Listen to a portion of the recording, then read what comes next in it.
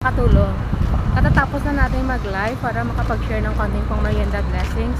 Tapos ngayon ito, yung katulong nyo is nasa labas na. Pupunta tayo ngayon ng Chinatown. So, dito tayo dadaan sa View Crescent sa may papuntang Chongbaro. Kasi doon tayo sasakay ng train. Sa View Crescent, banda na tayo. Ito yung supermarket na pinuntahan namin nung nakaraan ng amo ko. So, malapit lang talaga to sa amin. Nandito na po tayo sa may Chongbaro. Papasok na ako ng MRT station para makasakay ng train. Nasa Outram Park MRT station tayo. So kailangan na natin mag-transfer papuntang Chinatown. Ang bilis ng kasi, kanina kasi pagkadating natin sa may sa may Chongbaro. Kararating lang ng train na pwede natin pagsakyan papuntang Outram Park. Pag sa Outram Park po tayo makakatulong mag-transfer, masyadong haba-haba yung lalakarin natin. Kasi yung i-follow natin yung purple line na yan. So, doon tayo sasakay ng train. Pa tayo ng escalator. So, nandiyan na yung train. Pagsakyan natin papuntang Chinatown. So, medyo mahaba-haba yung nilakad natin papunta dito. Tingnan nyo, di ba? Ang daming tao dito. Nag-antay ng train. Pero tayo sa Chinatown. Hanapin natin yung store na sinasabi ng amo ko kasi hindi ko pa kasi alam. Dito ba yung People's Park Center? Yung wala kang kalaman kung saan ka pupunta. Doon ako lumabas. So, pinaikot ko pa yung sarili ko. Dito kasi yung People's Park Center. Hindi ko pa alam kasi kung saan yung store na sinasabi ng amo ko. So, hahanapin tayo natin dito sa taas. Pagkalabas natin dito sa may MRT station dito sa Chinatown. Dami kaya ng tao. Parang wala lang trabaho yung mga tao. Kasi nagdagsaan pa rin sa may MRT station. Tulong, yung exit na linabasan natin dito sa may galing sa may Chinatown MRT station. So, ito yung ito yung hindi ko lang alam po. Ito ba yung pasukan natin? Basta hahanapin Pasok tayo sa isang mall dito sa may Chinatown. Hahanapin na natin yung nagtitinda ng mga materials na kailanganan ko. Hindi ko lang alam kung ito yung store na sinasabi ng amo ko. Pero nagtitinda rin sila sa mga materials na hinahanap ko. Kaya maghanap tayo dito. Kompleto kasi yung mga gamit nila dito Makakapagpili ka pa talaga kung ano yung gusto mo. So, nakabili na ako doon. Pero hindi pa kompleto. Siguro hindi yung store na yun yung sinasabi ng amo ko.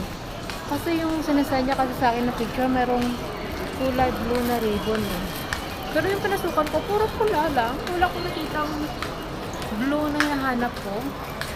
So, nandito tayo ngayon sa second floor kasi kanina sa third floor tayo. So, maghanap tayo dito kung mayroon. So, wala akong may nakita another store na papasukan para mabili yung kulay blue na ribbon na hinahanap ko. So, mag-aasa na ako ng paper sa amo ko na pagbalik niya dito is siya na lang yung bibili para sa akin. Diba kasi siguro yung store na sinasabi niya sa akin So, bababa na tayo dito. Lalabas na tayo dito. Pupunta na tayo sa sa ibang place para bibili ng tela natin ng store na pinasukan natin. Pupunta tayo dun sa kabila. Doon kasi banda yung bibilhan natin ng tela. Kailangan lang natin tumawid tapos iikot na naman tayo. Ganda doon.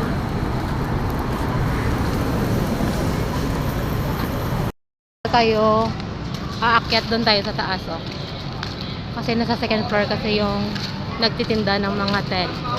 Yung Chinatown na kasi to is parang walang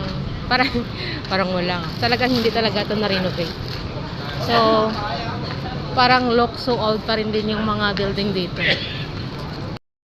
part ng Chinatown is parang siya yung parang hindi na-renovate na mga building. Kaya tingnan nyo parang old, diba? Oo, alangan na naman magiging bago. Tingnan niyo mga tinda dito. Oh. Puro tila. May mga ano din, upuan. Tapos makakapag-bargain ka dito kung anong gustong tilang gusto mo. So, nakabili na ako. Nakabili na ako ng kulay blue na tela. Kasi kulang kasi. Tamang-tama lang sa ginawa kong palda. Pero yung gusto ko pa kasi gumawa para sa shoulder ko. So, kulang. Kaya bumili na lang ako. So, tapos na tayo nung bumili dito. Kaya uwi na po tayo. Uuwi ka na.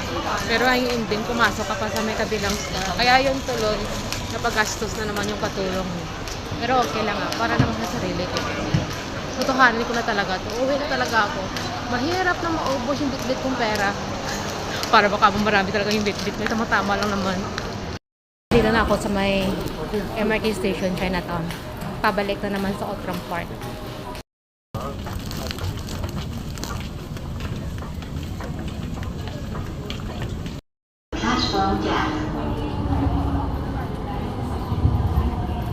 So, pagkatapos ng 15 minutes yun na pinanood ng katulong nyo dito sa my Garden by the Bay, of course, kailangan na niyang umuwi. Pero in fairness, tingnan nyo ha, kahit tapos na yung show, as in, ang view talaga, napakaganda pa rin din. Tapos tingnan nyo yung mga tao, super crowded pa rin din, diba? Pagkatapos nun is, bumalik muna tayo doon sa my flower carpet. Tingnan ko kasi kung mas maganda yung view kapag gabi kisa sa pagkuha natin kanina. Kasi pagdating natin is maliwanag pa, diba? So, kumuha tayo doon ng video. Pero in fairness ha, as in, napaganda talaga pag gabi. O, diba? Tingnan nyo, super ganda talaga.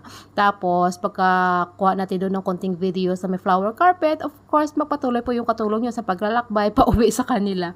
So, pagdaan po natin doon sa may flower dome na banda doon, maririnig pa natin yung F1 racing kasi the time kasi is final kasi ng F1 racing na hiniheld dito sa may Singapore. So, maririnig mo talaga yung ingay.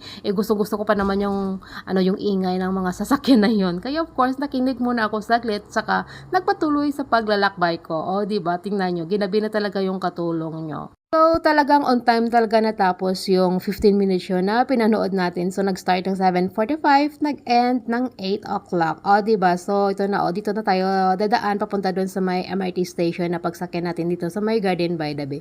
Tingnan nyo, diba? As in, kahit tapos na yung show na pinanood ng katulong nyo, pero yung mga tao, may pumupunta pa rin din sa may Garden by the Bay para pagalagala doon. As in, talagang hindi nawawalan yata ng tao doon banda Maganda kasi yung view kapag gabi makikita mo talaga yung difference ng daytime sa nighttime. O, diba? As in, ibang-iba talaga. Ito kasi sa Singapore, kahit na nung oras ka pa umuwi sa inyo, as long as na pinayagan ka or talagang free ka talagang kumala, safe talaga dito sa may Singapore kahit na madilim pa yung dinadaanan mo as in.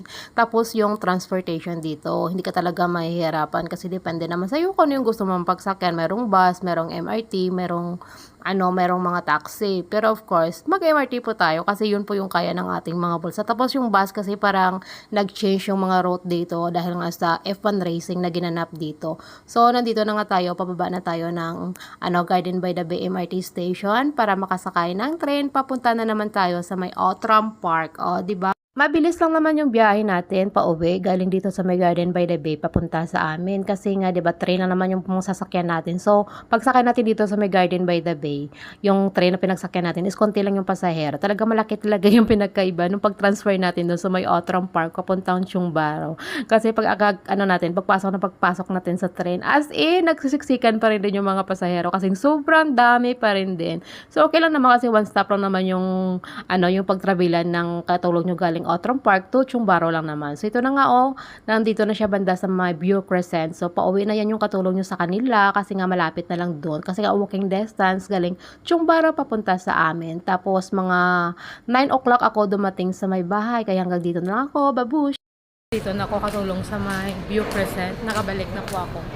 So dadaanan po muna ako sa my Hawker Center para ibili ng hapunan namin ng amo ko kasi wala na akong time na makapagluto kaya mag-take away na lang po ako. Doon pumunta sa isang Hawker Center kaya dito na lang tayo bibili ng ating pang dinner. Hindi po tayo nakabili ng ating panghapunan. Wala na kasi dong stock yung parati kong binibilhan na Hainanese chicken rice. So, na lang tayo dito. Maghahanap na naman tayo ng Hawker Center na pagbibilhan ng ating hapunan. Hindi kasi ako nakapagluto. Tayo nakabili ng ng Hainanese chicken rice. Nakabili naman yung katulong yun ng lansunis.